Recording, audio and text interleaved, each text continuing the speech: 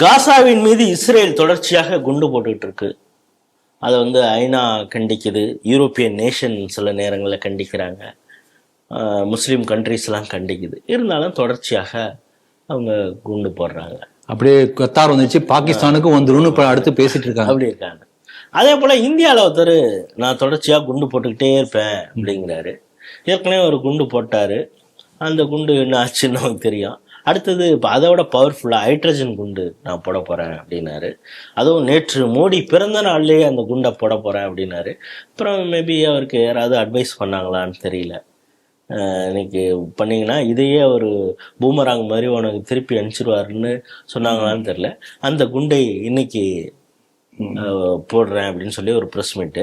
இப்போ அந்த ப்ரெஸ் மீட்டுக்கு அடுத்தது என்ன சொல்றாரு, இது சாதாரண குண்டு தான், இதுக்கு அப்புறம் தான் ஹைட்ரஜன் குண்டை நான் வச்சிருக்கேன் அப்படிங்கிறாரு. முதல்ல அந்த சாதாரண குண்டுல அவர் என்ன சொல்லியிருக்காருன்னா, கர்நாடகாவில் இருக்கக்கூடிய ஹேலண்ட் கான்ஸ்டியூயன்சி அப்படின்னு ஒன்று இருக்கு. அங்கே எப்படி டெலிஷன் நடந்தது, ஆன்லைன்லேயே எப்படி இவங்கெல்லாம் காங்கிரஸுக்கு தான் ஓட்டு போடுவாங்க அப்படின்னு தெரிஞ்சு ஒரு குறிப்பிட்ட வாக்காளர்களை மட்டும் எப்படி ஆன்லைன்லேயே அதுக்காக ஒரு ஓடிபி, அதுக்கான பாஸ்வேர்டு எல்லாமே இது பண்ணி ஒரு குறிப்பிட்ட ஆள் பேரில் இதெல்லாம் கொண்டு அவங்க ஆன்லைன்லேயே டெலீட் பண்ணியிருக்காங்க அப்படிங்கிற ஒரு குண்டை தூக்கி போட்டார். இது 2023 இந்த கதையை சொல்லிட்டு இருக்காங்க. நான் எங்கள் காதில் கேட்டு புளிச்சு போச்சு. இது சம்பந்தமாக இது எல்லாம் பொய்யை நாங்கள் எப்பயோ நிரூபிச்சிட்டோம், ஆன்லைனில் இப்படி டெலிஷனே பண்ண முடியாது அப்படின்னு தேர்தல் ஆணையம் சொல்லியிருக்கிறது. அதே போல் அவர் ஏற்கனவே அவங்க கேட்டாங்க, அபிடவிட் ஒன்று கொடுங்கன்னு போன தடவை கேட்டாங்க, அவன் முடியாதுன்ட்டாரு. இந்த தடவை அட்வான்ஸாக அவருக்கு ஆதரவாக இருக்கக்கூடிய கட்சிகள், கூட்டணி கட்சிகள்லாம் அவர் அபிடவிட் கொடுக்க வேண்டிய அவசியம் இல்லை அப்படின்னு முன்னாலேயே சொல்லிட்டாங்க. இப்போ இதை எப்படி பார்க்குறீங்க? காமெடிக்கு பஞ்சம் இல்லை.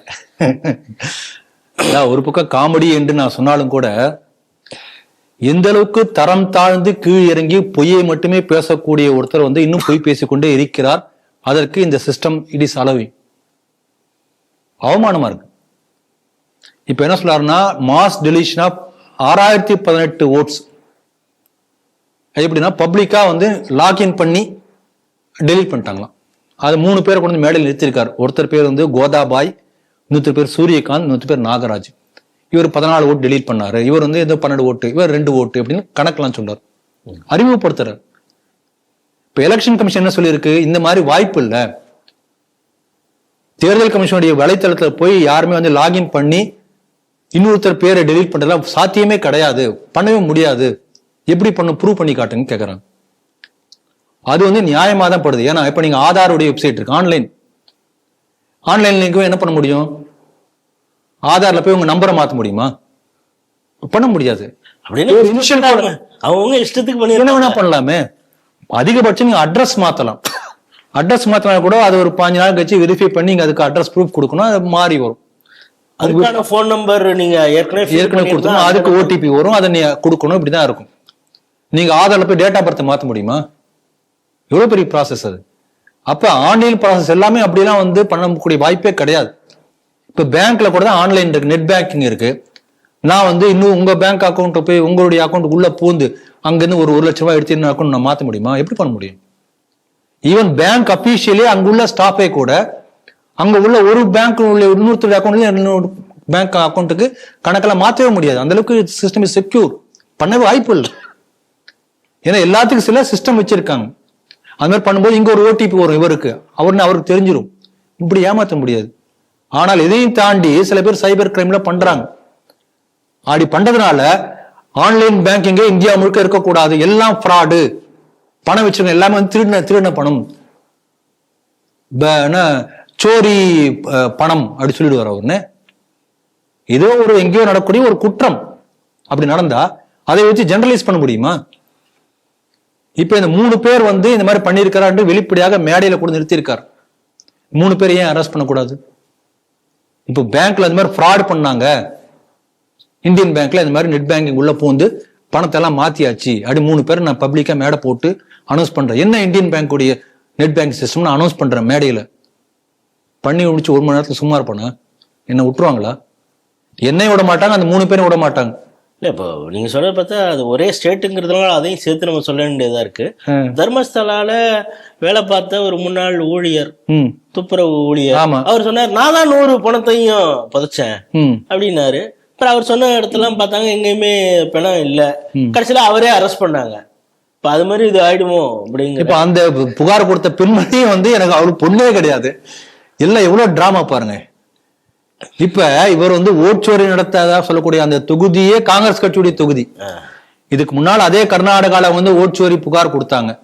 அது வந்து ஒரே வீட்டுல 30 பேர், ஒரே வீட்டுல ஒரே அட்ரஸ்ல. அதுக்கப்புறம் ஒரு மிக முக்கியமானது ஒண்ணு சொன்னேன், அட்ரஸ்ல 0 அப்படின்னு ஒண்ணு இருக்குன்னு. அவங்க டெல்லியில இப்படி 0 போடணும் அப்படிங்கறது காங்கிரஸ் கவர்மெண்ட்ல இருக்கும் பொழுதுதான் நடைமுறைக்கே வந்தது. ஏன்னா அவங்க எல்லாம் பிளாட்ஃபார்ம்ல வீடு இல்லாதவங்களுக்கு நாங்க 0 தான் கொடுப்போம் அப்படின்னு. அதற்கு இப்போது வரை இவங்க பதில் பேசல. பதில் இல்ல இதுதானே பேச முடியும். அப்புறம் அந்த 30 பேர் ஒரே இடத்துல ஒரே இடத்துல இருக்கிற 30 பேர் ஓட்டுகள் முழுக்க அந்த வீட்டினுடைய ஓனர் யாருன்னு பார்த்தோம்னா அவர் ஒரு காங்கிரஸ்காரர், பேட்டி கொடுத்துட்டாரு.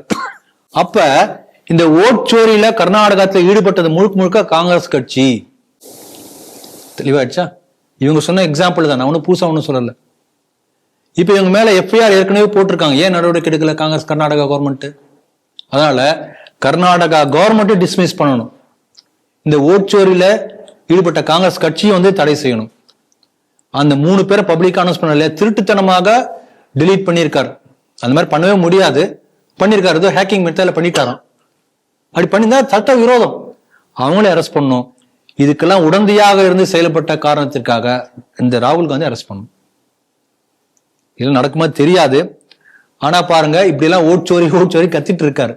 ஆனா இந்த துணை ஜனாதிபதி தேர்தல்ல 15 எம்பிக்கு ஓட்சோரி எங்க நடந்ததுன்னு இவருக்கு தெரியல. ஏன்னா முதல்ல இவங்க கட்சியை வந்து ஓட்சோரி நடக்காம இவங்க காப்பாற்றட்டும், அதன் பிறகு மற்ற இடங்களுக்கு போகட்டும் என்று சொல்கிறேன். இவரெல்லாம் இந்த மாதிரி சட்டத்தின் பிடியில் நிறுத்தப்படுவார்கள் என்று ஒரு பெரிய கேள்வி, பிக் கொஷின் பார்ப்போம்.